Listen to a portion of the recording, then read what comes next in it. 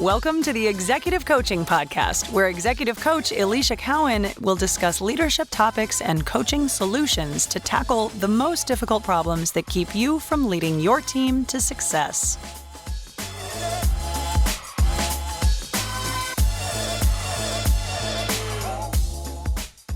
Hey there, senior leaders. Welcome to episode number 70 of the Executive Coaching Podcast. I'm Alicia Cowan, your executive coach. And as I record this, it's mid-July now, and the day I'm recording this is a Sunday. So I happen to be a little bit more dressed up on a Sunday than I would normally be. I am headed to an event later today for the organization Dress for Success, and it's going to be fun. A little fashion show, and hopefully I will report back that it was a great success for that organization. So that's what's happening as of today. And as this goes live with recording, we will just be coming back from our last vacation of the summer before school starts. And I cannot believe that I'm saying that. The summer went by really quickly, but it's been so fun and very relaxing. And I've been doing, this whole summer reset and getting ready for the back to school season. And I've been talking about that throughout the theme of my podcast in the past couple of weeks. But what I want to talk about today, it does align with this. And I think this podcast is really meant to help senior executive leaders get real about what it takes to lead at that next executive level. But I want to say this, the leaders that typically end up being my clients, and to include those that listen to this podcast, are high performers already. They have excelled at what they're good at and gotten themselves to the senior level of executive leadership that they're at because they are excellent at what they do. They are at the top of their game. However, a lot of them want to continue that path and go higher. And at times they've just reached that level of ascension where they realize, I need a team to surround me, to help me accelerate that even faster. And to do that, because they lack the time perhaps to go out and search for the things themselves and to do the research and do that development, they want it accelerated. And so the way that they do that is to have the right team to surround them. And because of that, they're very self-aware. They're definitely people that believe in growth and leadership and development. And the coaching is just really of a way to speed that process up to get to their goals faster. So I bring that up because I want to talk about a topic that has come up recently, and it does come up in the topics that I coach on and that I bring up a lot of times around having difficult conversations and having tough conversations. This one is along the same lines of that, but it's nuanced. And this conversation came up recently with senior executives that I came across that really care about their teams. And they have this expressed desire to want to be seen as nice, as kind, and as approachable. I think those are all amazing things. Those are great things. A leader once recently shared with me that I want to be known as nice to my team. And I think about how I treat them impacts how they go home to their families. And that statement really stuck with me. I love it. There's heart in that statement. And I think it's such an important statement to make. And I think it's very thoughtful, not only about the person delivering that message, but also the person that would be receiving that sentiment of niceness. So I love that. So I want to make sure, I want to say that right up front, that is an absolute great quality to have as a leader. I want to point out there is a nuance in this, that sometimes it can get tricky, because while that thought is very altruistic and sounds lovely, I think it's important to know the distinction.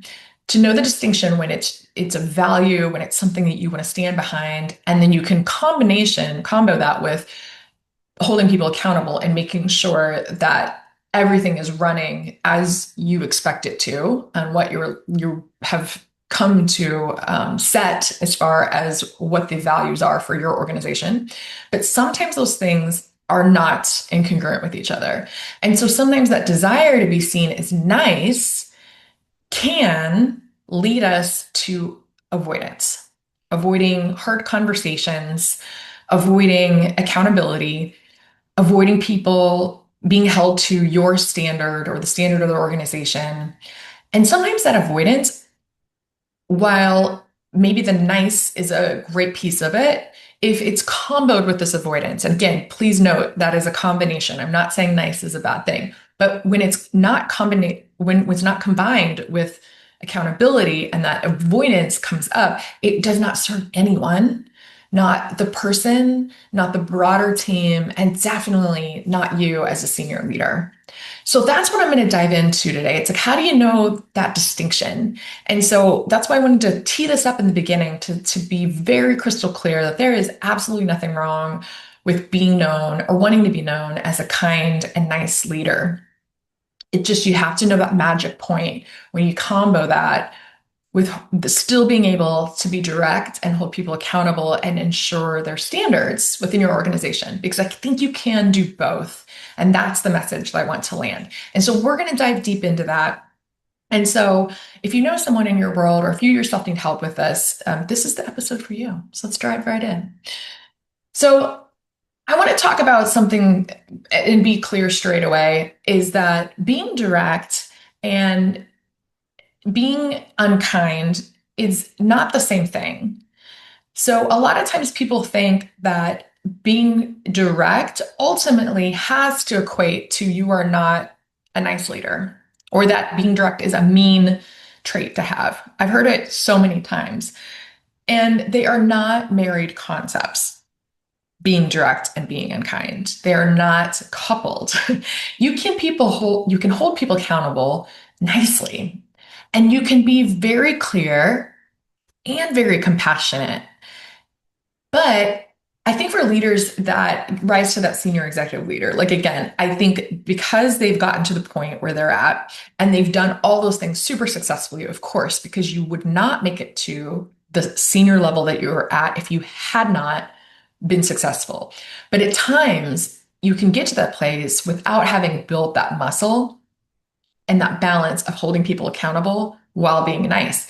And when you encounter that, how do I be nice and be direct and hold people accountable? At times it starts to feel really uncomfortable. And that discomfort, this is where the coaching for a senior leader that's been successful makes a really big difference. Because that discomfort is normal. And sometimes I think people feel like, well, if it feels uncomfortable, this is definitely the wrong path to go down. That's not always the case. It's like, I use the analogy of going to the gym a lot. If you haven't built up that muscle, just like you haven't worked it out at the gym, it will feel uncomfortable in the beginning and sometimes even painful. But that's where coaching makes a difference. That when you work with a coach, as I work with senior executive leaders, we help develop that language of accountability together. And it's that balance. It's between being clear on expectations while still being very much human. And if someone is not holding up their end of the bargain within your company or within your team, is it actually nice to avoid that conversation? That's a question that I like to ask during the coaching conversation. Or perhaps is it more kind to address it so that the rest of the team isn't silently frustrated or overburdened by this other person's lack of accountability? I often ask that, is it nice to the rest of the team that if you're holding someone to a different expectation, is it fair to them?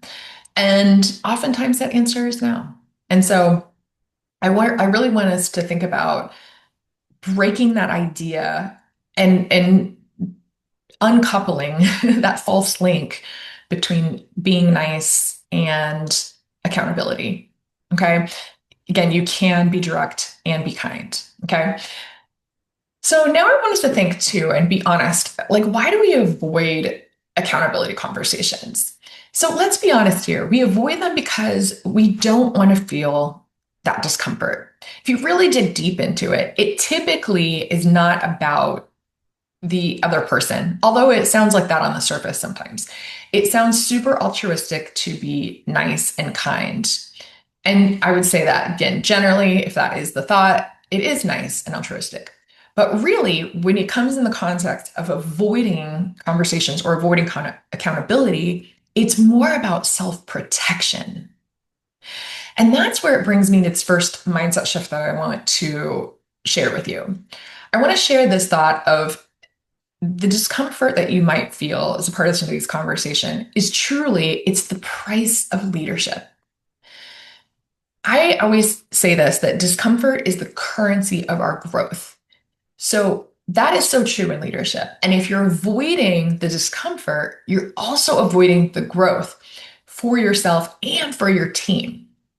Okay. So that's the discomfort shift that I want you to make. I want you to take that shift and that mindset shift. That discomfort is not a red flag to stop going. I think a lot of times we feel it and we're like, okay, we must be on the right track if it feels uncomfortable to have this conversation. So I'm going to avoid it.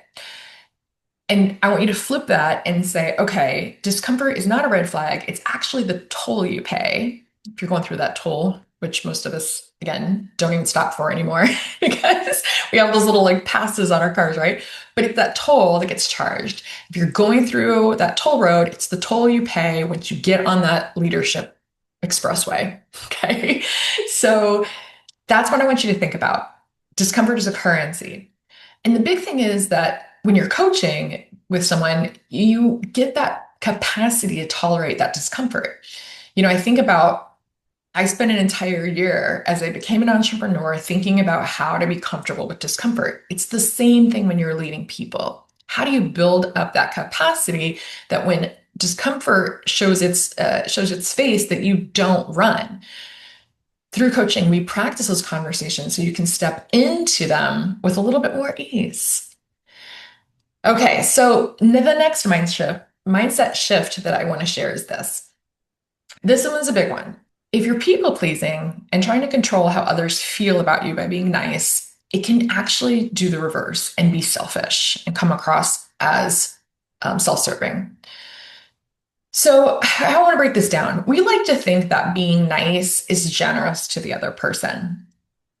A lot of times, though, if we're being nice with the outcome of trying to control how people think about us, that is actually not nice and generous on its face. It's actually more people pleasing. And people pleasing, that is truly about you. It's about managing how people see you. It's about trying to control their thought process about what they think about you. And it's actually not serving them or helping them to grow at all. So I want to flip this one. And I want you to have a mindset shift here. If this is you, if you are avoiding accountability to protect your own image, and again, that image that we're talking about today is niceness. If you're doing that, I want you to think, I am making it about me and not about them. And I will say this, coaching can help senior leaders break that cycle.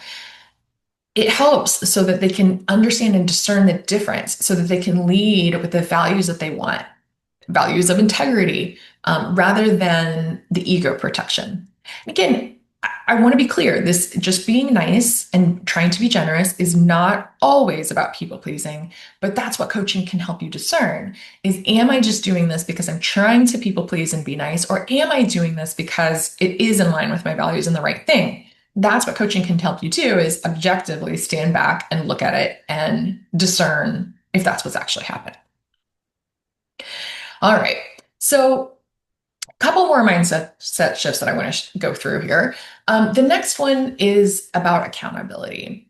And I want to reframe around accountability being love. Now, I mean this in the most professional way possible, okay? When you hold someone accountable, you're showing them this example of, hey, I believe in you. I believe in your potential and what you have the capability to do, and I think you're capable of more. If you're thinking about that, that actually shows so much care rather than indifference. Indifference actually would look like staying quiet and just letting them coast, not holding them accountable for what they're doing or not doing, But as a leader, when you invest in somebody's capacity for growth and their potential for growth, even when it's uncomfortable for you, it's a powerful form of leadership love. Okay. Through coaching, I help leaders script these types of conversations. And I want to be clear, it's not just the like, what do you say? Meaning like, what are the exact words? But more so, the deeper element of this is how to say it with the right amount of compassion and the clarity that feels authentic to you. It's not just, a coach doesn't just spit out things to say. You could do that on your own. You could chat GPT it, you could figure that out. But with coaching, I think it's really important to say, how does this align with my authentic leadership and my own values? And it's not just like some script that feels forced, right? So accountability can actually be very, very kind. You're holding back somebody's potential if you don't give them clarity on the roadmap of how to get to their ultimate potential. Okay. All right. The next mindset shift.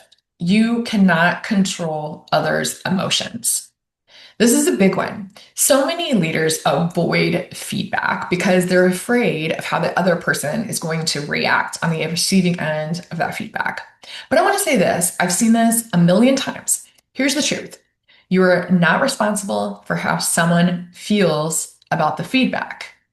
Now, I want to be clear here too. It doesn't mean that we just like spit out anything that comes to mind, or if we're really frustrated or angry, that we just unload on the human that's on the receiving end of that. That is not the case whatsoever. Let's be clear. You are still responsible for how you show up. You're still responsible for the delivery. You have to make sure it's clear, it's fair, and it's rooted in care.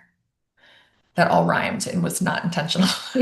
But how they receive it, that is their growth opportunity. Okay. So again, you show up in a way that feels rooted in your values and with kindness, with fairness. But then how they decide to react to that once you've decided, okay, I'm showing up in a way that feels great to me.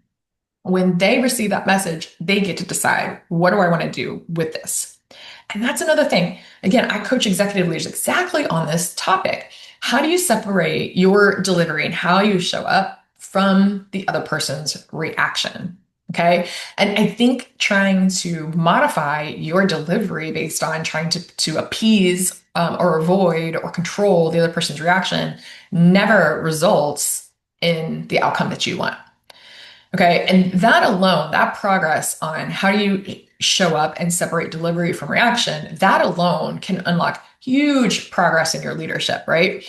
And I'm the type, I don't believe in you need someone to help you script every conversation. You just have to understand the structure. So we talk about tools. How do you can do this over and over and over again because you understand the structure of how to do it in a way that's repeatable. All right. Okay, one more big mindset shift. This is the final one here. I want to say this with the most amount of love and kindness also that I have for you, that nice is not a leadership strategy. So niceness in and of itself and being kind is an absolute amazing value, but it's not a leadership strategy. So wanting to be liked is superhuman. It's actually something we are wired for. As humans, we are wired for connection to other humans. And part of that is wanting to be liked and wanting to be a part of this like tribe or the pack. It's actually rooted in us for survival. And so I think that's important to know is that our brain is naturally going to go to the place where it wants to be accepted and loved and a part of the community. Okay. But it is not a leadership strategy in and of itself. Your job as an executive is to create that clarity. It's to give direction to your team and it's to drive results. Okay. And not only just drive results for the company, it's to drive results for the humans that are within the organization as well. I think there is a massive balance between the company success and the human success. You cannot have one without the other. And that is something I firmly believe in. And so the mindset shift here is this. Leadership is about outcomes. And again, when I say outcomes, it's not just results with plowing through the humans that are driving those results. It's about leadership is about outcomes for the humans and the business. And it's not just about approval. Okay, so that's the shift, that if your leadership brand is just about trying to be nice, but performance is declining on the team, the overall standards for your organization are slipping on parts of the team, that is not about leadership. That is avoidance dressed up. Got a fancy outfit on, being nice, okay? And again, like I said, please note that I want to close with this, that I think it's super important that being kind to humans is absolutely something that I value. And I think that I'm not by any means stretching the imagination that I'm saying that that's not okay. What I want to be very clear on is that if you're doing it without holding people accountable and keeping the standards of the organization, you actually are being unkind to others within the organization. Okay. So it's okay to be nice. It's okay to be kind. You have to just make sure it's balanced with that leadership strategy of how you want to hold people accountable. Okay. So here's what I want to close with. What if you considered your leadership legacy that it wasn't, written out that this leader was nice, but instead, this leader helped me raise the bar. They saw my potential and they held the line with integrity and compassion. Now, if somebody said that about you, that's a definition of some really strong leadership. That could be super powerful. So if that is something that is resonating with you and you realized that, hey, maybe I have been in the nice leader trap without holding people accountable, it might be time to take a look at this. And like I said, coaching is an option. A lot of times leaders are highly successful and they get to that place and they think, well, it's been working for me so far, so I might as well keep doing what I'm doing. But I really want you to look at, what is it costing you? And maybe that is lying within the team and with other parts of the team where people see that people aren't being held accountable, and that is starting to deteriorate your values and what you're aiming for as a leader. So take a look at that. That is exactly the type of work I do with my executive clients. Like I said, they are self-reflective, they are successful, they are doing an amazing job. They just want to elevate. So in those sessions, one-on-one, we tackle things like the mindset, your language that you're using, your leadership strategy, and it helps you so that you can hold people accountable while still being the type of leader that people respect and like and actually want to follow. So if that is you, please reach out to me. You can book a free call. We can talk through what this would look like. We can see if that would be a right fit for you. You can go right to my homepage on my website, reach out to me directly, and we will figure out a time to see what will work for you. And let's figure out, is avoidance showing up in your leadership? Let's then talk about how we can shift that. Go to my website. It's EliciaKowen It's ElisiaKeown coaching.com. I would be so happy to see you there. And I am so grateful for you listening. I hope you are having an amazing summer, and we will see you or talk to you on the next podcast. Thanks, friend. Thanks for joining us for this episode of the Executive Coaching Podcast with Alicia Cowen. If you're ready to have an executive coach who's ready to help you lead your team to success, then book an introductory call at aliciacowencoaching.com/call.